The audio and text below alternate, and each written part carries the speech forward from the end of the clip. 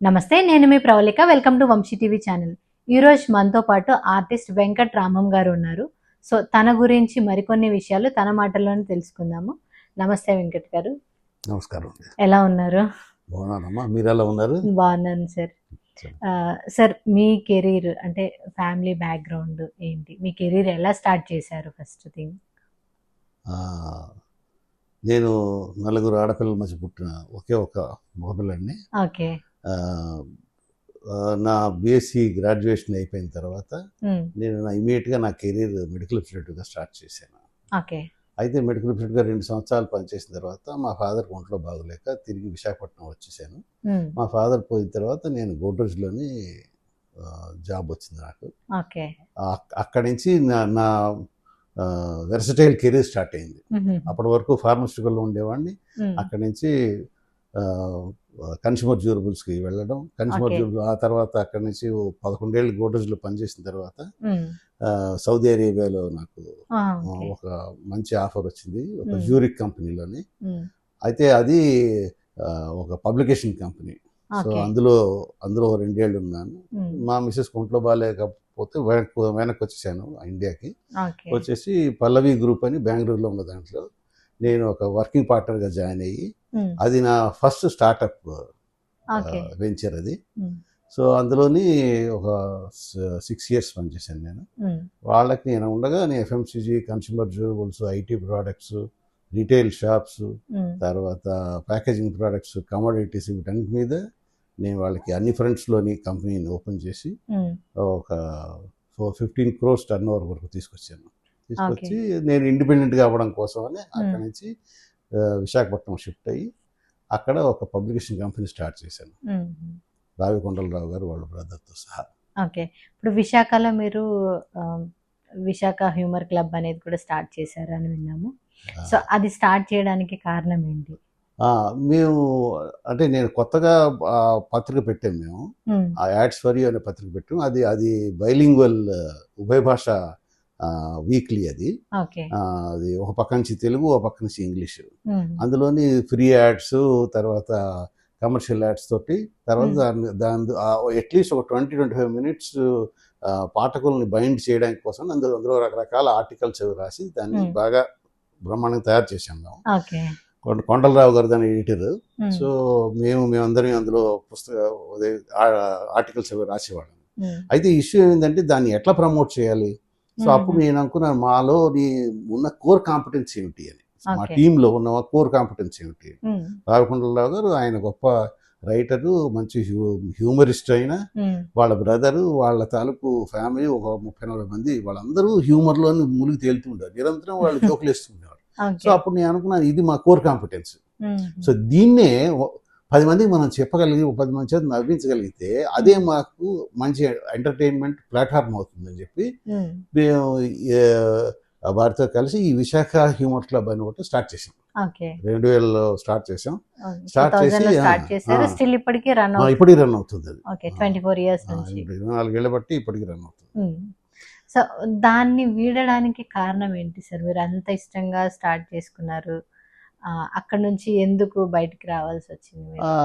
ఇది పత్రికా రంగం అనేది చాలా ఛాలెంజింగ్గా ఉన్న వ్యవహారం. పత్రికా రంగంలో నిలదొక్కుకోవడం అనేది దానికి దక్కా ముక్కలు తినాలి. ఎక్కడో ఒక రామోజీరావు గారు ఎక్కడో ఉంటారు, అలాంటి వాళ్ళు, గోయంక, అలాంటి వాళ్ళు ఎక్కడో వేలల్లో ఒకడు ఉంటారు అంతే. సో నేను మామూలు వ్యాపారస్తుడిలాగే 3 సంవత్సరాలు కష్టపడి పెట్టిన తర్వాత నాకు అందులో ఆ కష్ట నష్టాలు వచ్చాయి. ఇక మరి నా వల్ల కాక నేను తిరిగి జాబ్లోకి వచ్చేసాను. మళ్ళీ జాబ్లోకి వచ్చాను. అక్కడ నుంచి ఆఫ్రికా వెళ్ళారు. అక్కడ ఒక 2 ఏళ్ళు నేను ఇక్కడ ఫుడ్ ఫ్యాక్ట్స్ ఫెర్టిలైజర్స్ వాళ్ళ దగ్గర నేను ఆల్ ఇండియా మార్కెటింగ్ మేనేజర్గా పనిచేశాను. చేసిన తర్వాత నాకు ఆఫ్రికా ఆఫర్ వచ్చింది. సో ఆఫ్రికా వెళ్ళి అక్కడి నుంచి 15 ఏళ్ళు ఆఫ్రికాలోనే ఉన్నాను నేను. ఓకే. ఇప్పుడు ఆఫ్రికాలో వెళ్ళి అక్కడ పీపుల్తో వర్క్ చేయడం అని అంటే not an easy thing. So మీరు ఒక టీంని, కొన్ని 100 మందిని మెయింటైన్ చేశారు అని అంటే అక్కడ వాళ్ళ మనస్తత్వాలు ఎలా ఉంటాయి? అంటే అందరూ మనం చెప్పింది వినరు, కొంచెం ర్యాష్గా ఉండడము కానీ, వాళ్ళ వేలో వాళ్ళు ఆలోచిస్తూ ఉంటారు కదా. అక్కడ మీరు ఫేస్ చేసిన ఛాలెంజెస్ ఏంటి? అబ్బో! ఒక మాటలో చెప్పాలంటే అది చాలా కష్టం. ఎందుకంటే ఫస్ట్ మొట్టమొదటిది వాళ్ళ సైకీ వేరు. వాళ్ళ పారాడిమ్ వేరు. ఆ మనుషుల తాలూకు ఆలోచన వ్యవహారమే వేరు. మన వాళ్ళలా కాదు. సో మనకున్న విలువలు వేరు, వాళ్ళ విలువలు వేరు. సో మొట్టమొదటిది అక్కడ అవసరం ఏంటంటే అందరికీ ఉద్యోగం కావాలి, అందరికీ భుక్తి అనేది అవసరం. సో అది ఇచ్చి ఎంతో కొంత వాళ్ళందరినీ నేను ట్రైనింగ్ ఇచ్చాను. ట్రైనింగ్ ఇచ్చి అప్పటి వరకు ఎవరు చేయింది ఏంటంటే వాళ్ళకి అకౌంటబిలిటీ ఇవ్వడం. ఆ అకౌంటబిలిటీ నేను వాళ్ళకి ఇచ్చాను. ఆ అకౌంటబిలిటీ ఇవ్వడం వల్ల వాళ్ళు ప్రతిదీ వాళ్ళు ఓన్ చేసుకున్నట్టుగా పనిచేసేవారు. అది నేను ఇచ్చిన వాల్యూ ఎడిషన్. వాళ్ళ మనస్తత్వాలు ఎలా ఉంటాయి సార్ నార్మల్గా? వాళ్ళ మనస్తత్వాలు అంటే ఇప్పుడు మేము వెళ్ళిన రోజుల్లో 2005 ఆ టైంకి, 2004, 2005 ఆ టైంకి ఎలా ఉండేదంటే ఒక రిలీజియన్ అనేది ఉండేది కాదు.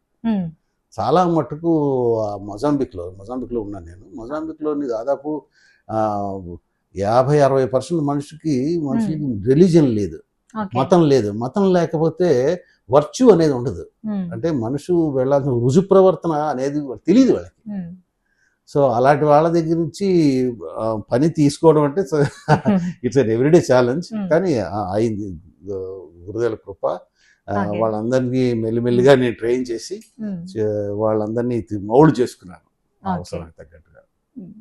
సో వాళ్ళని మౌల్డ్ చేసుకొని కొంచెం వర్క్ చేయించుకొని ఇంత సక్సెస్ అయ్యారు. ఇంకొకటి వాళ్ళ ఫుడ్ హ్యాబిట్స్ కానీ వాళ్ళు ఉండే లైఫ్ స్టైల్స్ కానీ ఎలా ఉంటాయి? ఇప్పుడు మనకి భిన్నంగా ఉంటాయి. చాలా సో అప్పుడు వెళ్ళిన 2005 అంటే కొన్ని ఇయర్సే కాబట్టి ఒక 20 years బ్యాక్. మీరు ఎలా అడ్జస్ట్ అవ్వగలిగారు అక్కడ? నాకు పర్వాలేదమ్మా. నేను చాలా ఏమంటారు వర్సటైల్ క్యారెక్టర్ కాబట్టి నేను ఎక్కడైనా ఇమిడిపోగలను. అందువల్లే అన్ని చోట్ల నేను వెళ్ళగలిగాను, కొత్త ప్రదేశాలు వెళ్ళగలిగాను, కొత్త మనుషులతో కలిసి పనిచేసాను, వాళ్ళతో కలిసి పని చేయించుకోగలిగాను. అది దైవ కృప. అయితే అక్కడ వాళ్ళతోటి వాళ్ళకి ముఖ్యంగా పని అనేది వాళ్ళకి తెలియదు అన్న సంగతి వాళ్ళకి ఎక్స్ప్లెయిన్ చేయగలిగాను. వాళ్ళకి తెలియదు. ఇప్పుడు వాళ్ళు కొందరు నేను ఇంగ్లీష్ మాట్లాడుతుంటే వాళ్ళ ఇంగ్లీష్ రాదు వాళ్ళకి, వాళ్ళు పోర్చుగీస్ మాట్లాడేవారు, వాళ్ళు నవ్వేవాళ్ళు. అప్పుడు నేను వాళ్ళ బయట చెప్పి నవ్వితే అప్పుడు అర్థమయ్యేది, ఓహో నన్ను చూసి ఎందుకు అవుతున్నారని. అప్పుడు నేను ఎక్స్ప్లెయిన్ చేసేవాడిని, బాబు మీరు మీ కొత్త, నేను మీ కొత్త, అలాగే మీరు కూడా నాకు కొత్త. సో మీరు ప్రపంచానికి కూడా కొత్త. ఈ ప్రపంచం ఇదే, కానీ బయట చాలా ప్రపంచం ఉన్నది. సో అలాగా నేను వాళ్ళని అప్రోచ్ అయ్యి మెల్లిమెల్లిగా వాళ్ళందరినీ మౌల్డ్ చేశాను. అయితే అక్కడ జీవితం ఎలా ఉండేదంటే వాళ్ళకి అన్నీ చాలా ఎఫిమెరల్, అంటే చాలా షార్ట్ లివింగ్. ఇవాళ 50 రూపాయలు వస్తే సాయంకాలం కల్లా 50 రూపాయలు ఖర్చు అయిపోవాలి. ఈ రోజుకి అయిపోవాలంతే. రేపు మళ్ళా చేయి చేస్తాడంతే. రేపు పని లేదు, రేపు పని కావాలని చేయి చేస్తారు. కానీ ఇవాళ మటుకు ఇవాళ ఎంత వచ్చితే అది సాయంకాలంలోగా అయిపోతుంది. అది అట్లానే ఉంటుంది, అందరూ అంతే. అలాంటి వ్యవహారాలు, అలాంటి జీవిత విలువల్లోంచి ఇవాళ వాళ్ళు కూడా చాలా పైకి వచ్చారు. ఇవాళ వాళ్ళు కూడా చాలా అలాంటి వాటి నుంచి బయటకు వచ్చి వాళ్ళు మిగతా ప్రపంచంలో మిగతా వాళ్ళందరితో ఈక్వల్ కంపీట్ చేస్తున్నారు. ఈ 15 ఏళ్లలో చాలా మార్పులు వచ్చాయి. అంటే టెక్నాలజీ పెరుగుతుంది, వాళ్ళు కూడా డెవలప్ అవుతున్నారు, ఎక్స్పోజర్ తెలుస్తుంది. అయితే మీరు ఆఫ్రికాలో ఉన్నప్పుడు మర్చిపోలేని సంఘటనలు ఏమైనా జరిగాయా? చాలా జరిగాయి. అందులో ఒక 2 మా కోసం. చాలా జరిగాయి. అంటే ఏమంటారు, ఏమని దశ దిశో రక్షే సర్వతో భువనేశ్వరి, మేము ఎక్కడికి వెళ్ళినా అమ్మవారి పైనుంచి రక్షిస్తారు అనడానికి ఎన్నో చోట్ల కాలు పెట్టి, ఎన్నో చోట్ల ఎంతో ఏమిటి డేంజరస్ వ్యవహారంలో వెళ్ళి జస్ట్ వెనక్కి వచ్చామంటే అలాంటివి ఎన్నో జరిగాయి. అయితే లైఫ్లో ఇలాంటివన్నీ జరగడం మామూలు. అయితే నేను I can explain you few of my thoughts about it. కొన్ని ఏళ్ల తర్వాత ఒక సంఘటన చెప్పగలను. ఇప్పుడు ఎంతో మంది మాలాగే మరో పరదేశాల నుంచి కూడా అక్కడ వెళ్ళిన వాళ్ళు ఉంటారు. ఒకరోజు 10 ఏళ్ల తర్వాత ఊరు వెళ్ళాను. ముందు 10 ఏళ్ల ముందు ఆ ఊరికి వెళ్ళాను, మెలాంజీ అనే ఊరు. 10 ఏళ్ళు గడిచిపోయిన తర్వాత మళ్ళీ ఆ ఊరికి వెళ్ళాను నేను. ఆ ఊరికి వెళ్ళి నేను ఎవరి గురించి అడుగుతున్నా, ఎంక్వైరీ చేస్తున్నా ఫలానా వాడు ఉన్నాడా అని. ఈలోగా ఒక ఆయన వచ్చాడు, వచ్చి నన్ను చూసి మీరు ఫలానా వెంకట్ గారు కదా అన్నాడు. నువ్వెవరో తెలీదు, సారీ నాకు తెలియదు అన్నాను. అంటే మీరెవరో నాకు తెలుసు, మా బాస్ తెలుసు, మిమ్మల్ని మా బాస్ తీసుకురమ్మన్నాడు అన్నాడు. అంటే నేను అన్నాను, నా కారు ఇక్కడ పెట్టాను, మీ కారు ఇక్కడ వదిలేండి, మనిషిని కూర్చోబెడతాను కదా అని చూస్తూ ఉండమని, మీరు నా కారులో రండి అన్నాడు. ఎక్కడ తీసుకుపోతున్నాడు తెలీదు, తీసుకెళ్ళాడు. వాళ్ళ షాపు తీసుకెళ్ళాడు, పెద్ద షాపు. లోపలికి వెళ్ళాను, ఒకడు కూర్చున్నాడు, పెద్ద గడ్డను, బంగ్లాదేశీ వాళ్ళ ఉన్నాడు ఆయన. కూర్చోబెట్టి చాయ్ కావాలా, కాఫీ కావాలా, నేను అన్నీ కావాలి, నువ్వు ఎవరన్నా అంటే వాడు, మీరు నన్ను జ్ఞాపకం పెట్టారా, పట్టలేదన్నా. అప్పుడు వాడు చెప్పాడు, నేను నజీబ్ నండి అన్నాడు. ఏ నజీబు తెలీదు, నాకు తెలియదు అన్న. అప్పుడు ఆయన చెప్పాడు, నేను మా అన్నయ్య మీ ఒక రోజు రాత్రి మీరు మా ఇంట్లో ఉన్నారు, మీరు ఈ ఊరు వచ్చారు 10 ఏళ్ల క్రితం. ఆ రోజు మా అన్నయ్య మిమ్మల్ని తీసుకొచ్చి మా ఇంట్లో పెట్టాడు, మీరు ఆ రోజు సాయంకాలం వెళ్దాం అంటే వర్షం పడి రోడ్డు అంతా కొట్టుకుపోయింది, అంచేత మీరు ఉండిపోయారు. ఆ రోజు రాత్రి నేనే మీకు వంట చేసి పెట్టాను, ఫోన్ చేసాము. మా అన్నయ్య అర్జెంటుగా వెళ్ళిపోవాల్సి వచ్చింది, ఆయన వేరే ఊరికి వెళ్ళాడు అతను. మీరు ఆ రోజు మా అన్నయ్య వెళ్ళిపోతూ నన్ను ఒక మాట అడిగాడు, మా వాడు జర్మనీ వెళ్ళిపోతానంటున్నాడు, మా దగ్గర $50,000 ఉన్నది, $25,000 తీసుకుని వాడు జర్మనీ వెళ్ళిపోతానంటున్నాడు, మీరేమైనా ఎక్స్ప్లెయిన్ చేయడం వెంకట్ గారు అని చెప్పి వెళ్ళిపోయాడు. మీరు నాకు చెప్పారు, చాలా బాగా ఎక్స్ప్లెయిన్ చేశారు, మీరు నాకు చెప్పింది ఎప్పటికీ మర్చిపోలేను. మీరు ఎక్కడో బంగ్లాదేశ్ నుంచి $50,000 పట్టుకొచ్చావు, $50,000 మీరు ఇద్దరు అన్నదమ్ములు కలిసి దాన్ని ఇక్కడ మీరు పెడితే మీకు చాలా జీవితంలో ఎదగడానికి బోల్డెన్ ఆపర్చునిటీస్ ఉంటాయి.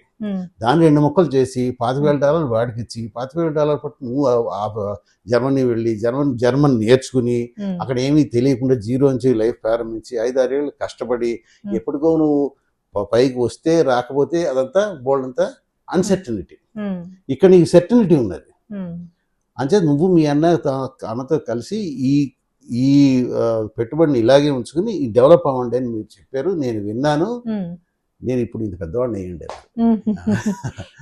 చాలా మంచిది, సక్సెస్ స్టోరీ, అది వెరీ హ్యాపీ. సో అంటే ఇది సక్సెస్ స్టోరీ కదా సార్. ఏదైనా భయంకరంగా అంటే ఇప్పుడు ఆఫ్రికా అంటే ఆ రోజుల్లో వాళ్ళకి ఏమీ తెలియని రోజుల్లో కొంచెం డేంజరస్ గానే ఉండేవాళ్ళు. ఈవెందో ఇప్పటికీ కొంతమంది వాళ్ళ మనస్తత్వాన్ని బట్టి ఉన్నారు. సో కొత్త వాళ్ళు ఇండియా నుంచి వెళ్ళారు, అట్లాంటప్పుడు కొంతమంది రిసీవ్ చేసుకోలేరు కదా. సో అక్కడ నుంచి మీరేమైనా ఫేస్ చేశారా? నేను ఫేస్ చేయలేదు, కానీ అంటే నేను ఫేస్ చేశాను, నేను తప్పించుకున్నా. నా కొలీగ్స్ చాలా మంది చాలా ఫేస్ చేశారు. మేము ఫస్ట్ టైం నేను వెళ్ళినప్పుడు ఆఫ్రికాలో మొజాంబిక్లో నకాలా అనే ఊర్లో మా ఫ్యాక్టరీ ఉండేది. మేము ఒక 60 మంది ఎక్స్పర్ట్ ఇండియన్స్ ఉండేవాళ్ళం. మా అందరికీ మొబైల్స్ ఇచ్చారు కంపెనీ వాళ్ళు. సో మేమందరం ఒక పెద్ద బిల్డింగ్ లో ఉండేవాళ్ళం. అయితే అక్కడ దొంగతనాలు ఎంత ఎక్కువ అంటే రోడ్డు మీద జస్ట్ బయటకు వెళ్ళగానే ఒక 3 వస్తారు, 2 2 చేతులు పట్టుకుంటారు, ఒకడు జేబులో చేతి పెట్టి అన్ని పట్టుకుపోతాడు, 3 సెకండ్స్ పారిపోతారు. ఇలాగా నా కొలీగ్స్ 60 మందిలోని 59 మందిని ఒక్కసారైనా కనీసం దొంగతనం చేశారు. అమ్మవారి కృప నా మీద ఒక్కనాడు కూడా ఒకడు చేయి కూడా వేయలేదు. నేను ల్యాప్టాప్ పెట్టి తిరిగేవాడిని, అయినా నాకేనాడు ఏం కాలేదు. సో అఫ్కోర్స్ నేను నా జాగ్రత్తలో ఉండేవాడిని. నేను అలాగా ఇలాంటివి అయ్యాయి. తర్వాత దొంగతనాలు అయ్యాయి. మా ఫ్రెండ్స్ వాళ్ళలో చాలా దొంగతనాలు. మా ఇంట్లో ఇప్పుడు ఏనాడు దొంగతనం జరగలేదు.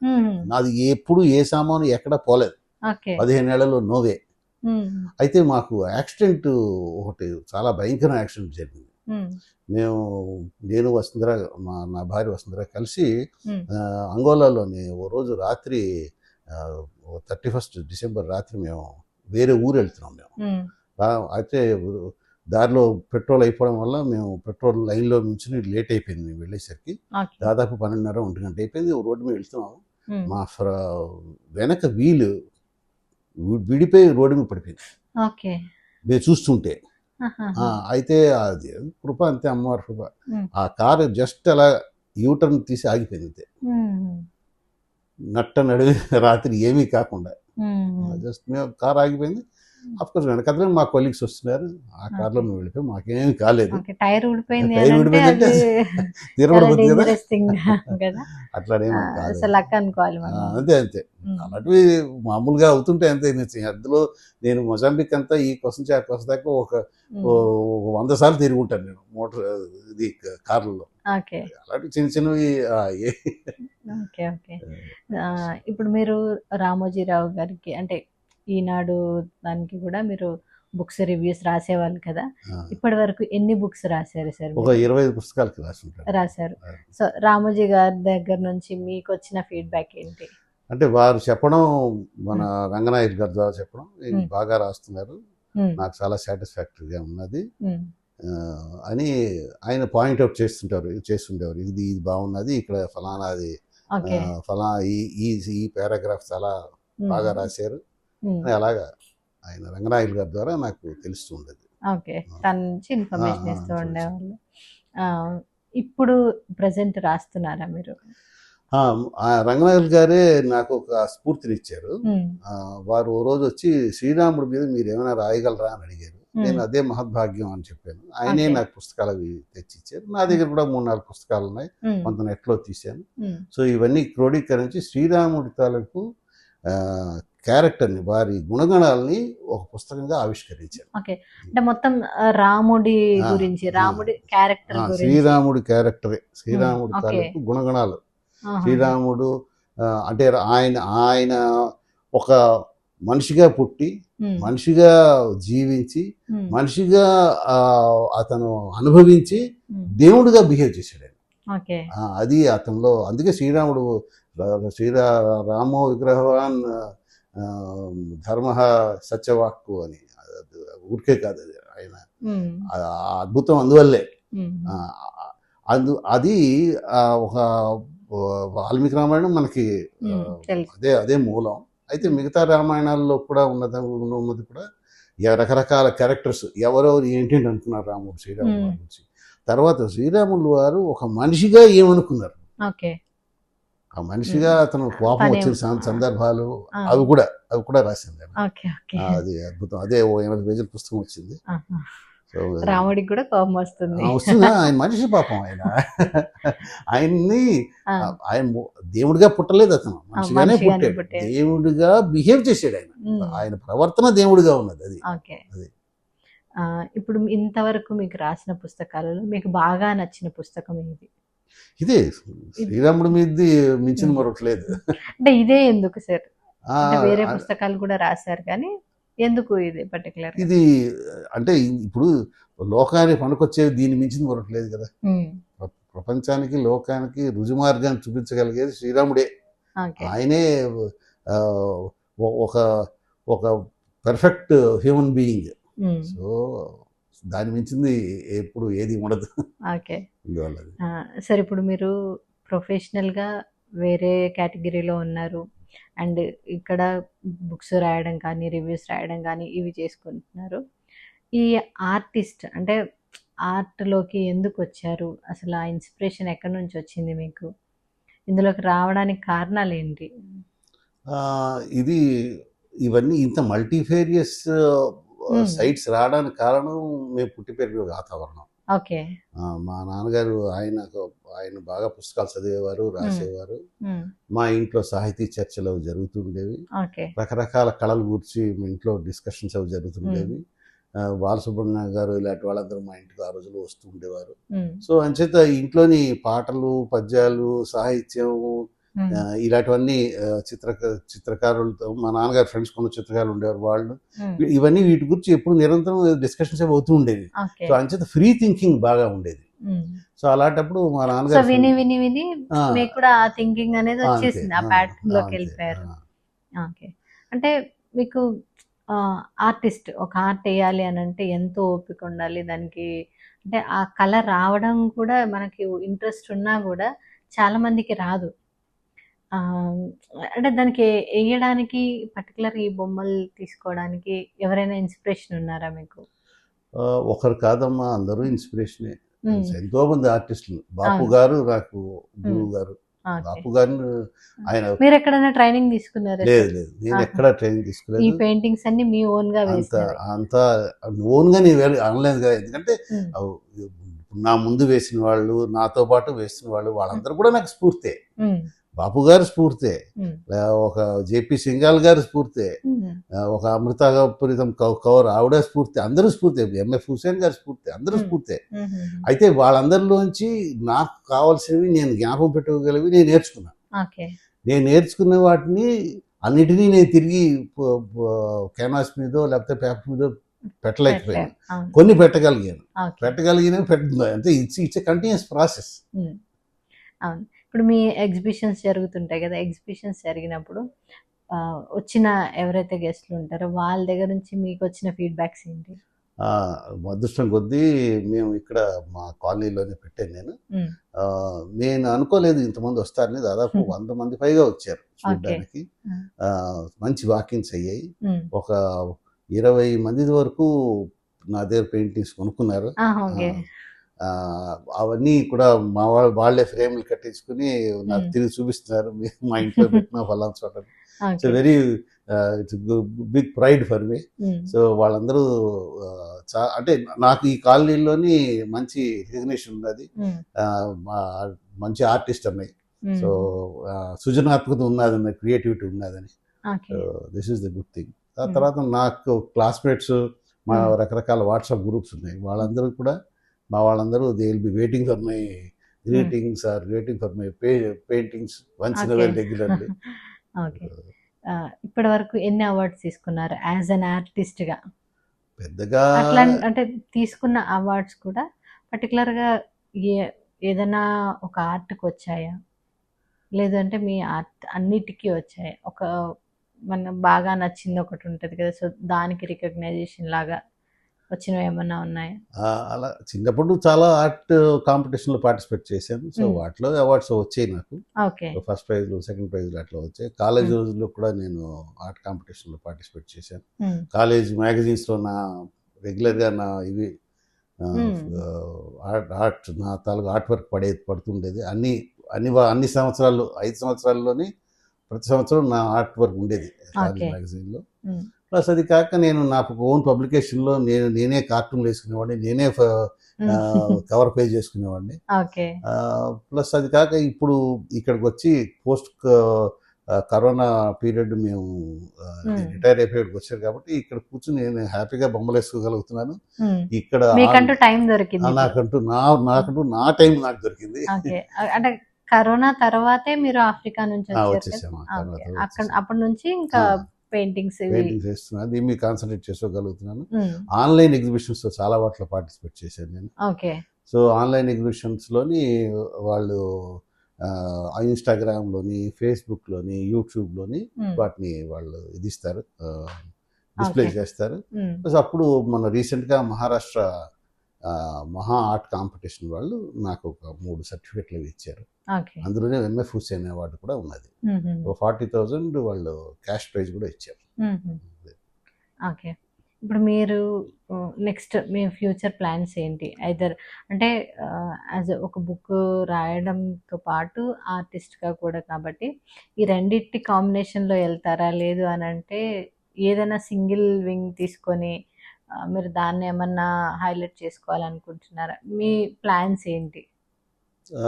ఇప్పుడు అభిరుచి ఎలా ఉంటే అటే వెళ్ళేది, అన్ని చోట్ల అభిరుచి అంటే మీరు మల్టీ టాస్కింగ్ కదా, మీ ప్లానింగ్స్ ఏంటి అని చెప్పేసి. ఇప్పుడు ప్లేట్లోని రకరకాల వస్తువులు ఉంటాయి కదా, సో అన్ని ఓదాని తర్వాత ఎలా తింటామో అలాగే ఇది.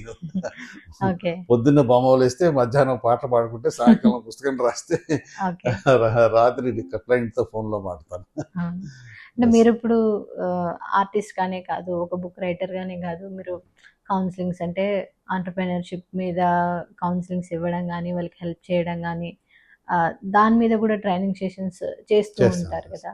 సో దాని గురించి మాకు కొన్ని విషయాలు ఏమైనా చెప్పగలుగుతారా? ఆంటర్‌ప్రెన్యూర్‌షిప్ మీద నేను లెక్చర్స్ ఇచ్చాను. నేను ఒక ఆఫ్రికన్ యూనివర్సిటీకి ఓకే. ఆఫ్రికన్ యూనివర్సిటీకి, మడగాస్కర్ బేస్డ్ ఆఫ్రికన్ యూనివర్సిటీకి నేను ఒక 6 months పాటు ఇది ఇచ్చాను, లెక్చర్స్ ఇచ్చాను ఆంటర్‌ప్రెన్యూర్‌షిప్ మీద. ఓకే. సో వాళ్ళకి ముఖ్యంగా ఒక ఆఫ్రికన్ ఎన్విరాన్మెంట్లోని వాళ్ళకి చాలా అవసరం అది. ఎందుకంటే హ్యాండ్ హోల్డింగ్ చాలా అవసరం. ఓకే. బేసిక్గా వాళ్ళ తాలూకు ఆ వాళ్ళ తాలూకు సైకాలజీ కొంచెం ఐక్యూ రేట్స్ ఇది మనకంటే కొంచెం తక్కువగా ఉంటుంది. అందరికీ కాదు, కానీ మెజారిటీ వాళ్ళకి. అవును. ఈ తక్కువగా ఉన్నప్పుడు వాళ్ళు they will B grouping in darkness. పాపం వాళ్ళకి డబ్బు విషయం కాదు, ఆపర్చునిటీ విషయం. ఓకే. సో అలాంటి వాళ్ళందరినీ నేను ట్రైన్ చేసి వాళ్ళలో ఆంటర్‌ప్రెన్యూర్‌షిప్ని ఇన్కల్కేట్ చేశాను. అది చాలా ముఖ్యం. ఎందుకంటే ఇప్పుడు గవర్నమెంట్ ఎంతైనా సాయం చేస్తుంది, కానీ గవర్నమెంట్ చేసే సాయం వాళ్ళు అందుకుని దాని నుంచి వాళ్ళు డెవలప్ అవ్వడం ముఖ్యం కదా. సో ఇది దానికి నేను కొంచెం. ఓకే. మీరు ఇంకొకటి ఏదైనా ఒక కంపెనీని చిన్న స్థాయి నుంచి, అంటే స్టార్టింగ్ లెవెల్ నుంచి కూడా మీరు స్టార్ట్ చేసి దాన్ని ఒక సక్సెస్ఫుల్ బిజినెస్గా కూడా రన్ చేసే కెపాసిటీ ఉంది అనేసి విన్నాము. సో ఇప్పటి వరకు మీరు స్టార్ట్ చేసిన కంపెనీస్ ఎన్ని ఉన్నాయి? 12 కంపెనీలు. 12 కంపెనీలు.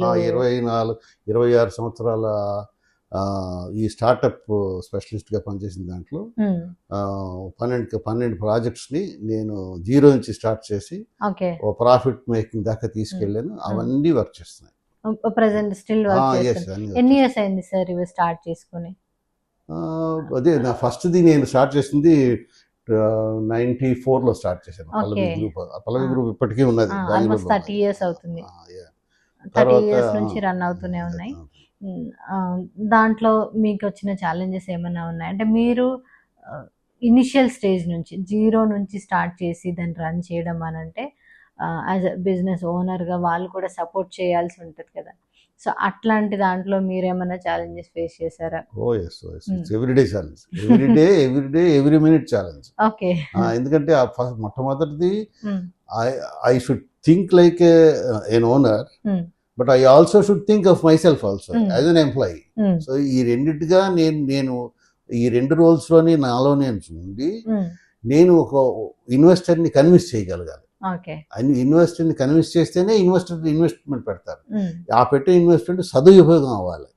సదుపయోగం అవ్వాలంటే చాలా ఫ్యాక్టర్స్ కలిసి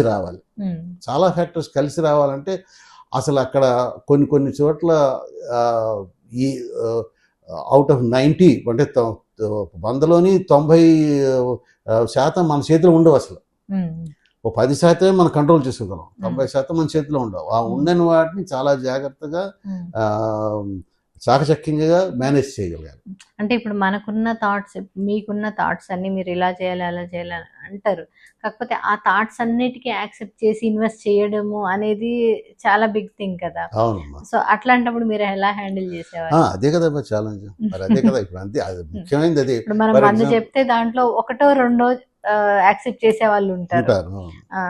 సో మళ్ళీ బిజినెస్ రన్ అవ్వట్లేదు ఏంటి అనే క్వశ్చనింగ్ అయితే వస్తుంది కదా. సో ఆ సిచ్యువేషన్ మీరు ఎట్లా హ్యాండిల్ చేసుకున్నారు? చేయాలంతే, అదే తప్ప విప్ప సామర్థ్యం ఉండాలి అన్నిటికీను. ఫర్ ఎగ్జాంపుల్ మేము ఒక స్టేజ్లో నాకు అవసరం లేదు అంటే టాంజానియాలో మా ఇన్వెస్టర్ టాంజానియా ఉండేవాడు, నేను మొజాంబిక్లో ఉంటాను. వాళ్ళు ఏం చేసి నాకు చెప్పకుండా ఒక కంటైనర్ నిండా కొన్ని స్టీల్ రోల్స్ పంపించేశారు. ఈ పంపించిన స్టీల్ రోల్స్ అందులో వాళ్ళు సరిగా ప్యాక్ కూడా చేయలేరు. ఆ పోర్ట్ ఏమో నేను ఉన్న ఊరికి 200 కిలోమీటర్ దూరంలో ఉంటుంది. పొద్దున్న రాత్రి 12 గంటలకు నాకు ఫోన్ వచ్చింది అక్కడి నుంచి, పోర్ట్ నుంచి, నీ స్టీల్ రోల్స్ ఉన్న కంటైనర్ విరిగి పడిపోయింది అని.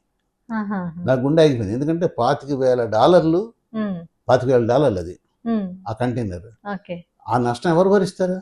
అక్కడ పడిపోయింది అన్నారు, దాని ఇన్సూరెన్స్ వాళ్ళు ఇస్తారా ఇవ్వరా? సో అప్పుడు నేను అడిగిన ఏం చేస్తారంటే, నువ్వు చెప్పి ఏం చేయాలి ఏవైనా చేసి ఒక లారీ మీద ఎక్కించి బయట పెట్టేసిండు అన్న. సో పోర్ట్ వాళ్ళు ఏదో చేసి లారీ మీద ఎక్కించి బయట పెట్టేసారు.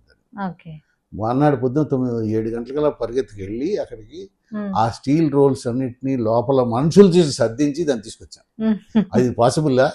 ఒక్కొక్క స్టీల్ రోలు 5 టన్నులు 3 టన్నులు ఉంటుంది. టన్నులు ఎవరు సర్దుతారు లోపలికి వెళ్ళి? చేశారు, చేయించాను. ఇలాగే ఉంటాయి ఛాలెంజెస్. ఇప్పుడు ఎంతో మంది స్టార్ట్అప్ బిజినెస్లు స్టార్ట్ చేస్తూ ఉంటారు. అంటే యంగ్ పీపుల్ ఎవరైతే ఉంటారో, యంగ్ జనరేషన్ వాళ్ళు ఒక బిజినెస్ స్టార్ట్ చేయాలి, వాళ్ళంతటా వాళ్ళు ఎంప్లాయ్మెంట్స్ ఇవ్వాలి అన్న థాట్లో ఉంటారు కదా. సో వాళ్ళకి మీరేం సజెషన్స్ ఇస్తారు? చాలామంది బిజినెస్ స్టార్ట్ చేయగానే దాన్ని రన్ చేయలేకను మెనీ రీజన్స్ ఉంటాయి. అలా కాకుండా ఒక సక్సెస్ఫుల్ బిజినెస్ ఓనర్గా ఉండాలి అని అంటే యంగ్ జనరేషన్కి మీరు ఏం చెప్తారు? నేను చెప్పేది మొట్టమొదటిది అవసరమైనది ఇంటిగ్రిటీ. వాళ్ళు చేస్తున్న పని మీద వాళ్ళకి ఫోకస్, ఆ ఇంటిగ్రిటీ ఇది కానీ ఉండి ఇంకక్కడి నుంచి ప్రతిదీ ఛాలెంజ్గా తీసుకోవాలి, ప్రతిదీ ఓనర్షిప్ తీసుకోవాలి. ఒక ఆంటర్ప్రెన్యూర్ ఈ పొద్దున మధ్యాహ్నం సాయంత్రం కాదు, 24 గంటలు is entrepreneur. It's a 24/7 job, 365 days job. There is no holiday, there is no respect. అలాగైతేనే అది ఏమాత్రమే సక్సెస్ చూసే అవకాశం ఉంటుంది. ఎక్కడైనా రిలాక్స్ అయితే నువ్వే.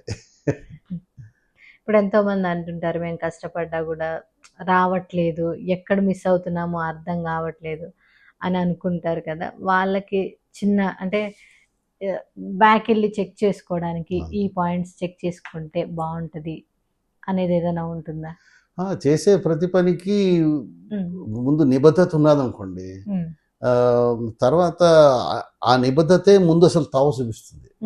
తర్వాత ఇంటెంట్ అంటారు, మనిషిలో ఒక ఇంటెంట్, ఆ స్ట్రాంగ్ ఇంటెంట్ కానీ ఉంటే అవకాశం వస్తుంది.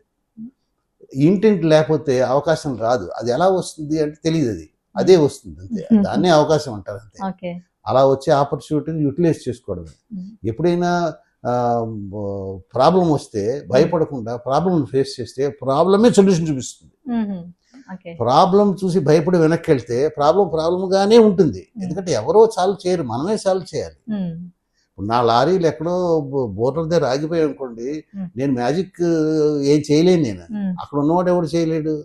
సో లారీలు ఆగిపోయింటే నేనే పరిగెత్తుకుని బోర్డర్ దగ్గరికి వెళ్ళి ఎందుకు నా లారీలు ఆగిపోయి కనుక్కుని వాటిని సాల్వ్ చేస్తే లారీలు లోపలికి వస్తాయి. వస్తే నేను అమ్ముతాను, అమ్మితే లాభం వస్తుంది. అది లేకపోతే ఏమీ లేదు. సో ప్రాబ్లం వస్తే ప్రాబ్లం సాల్వ్ చేయడమే ముఖ్యం. అలా ఫోకస్ అవసరం. ఓకే సార్, మా కోసం ఇంత టైం స్పెండ్ చేసి మాకు చాలా విషయాలు మీ గురించి చెప్పారు. Thank you so much sir. So nice. Thank you.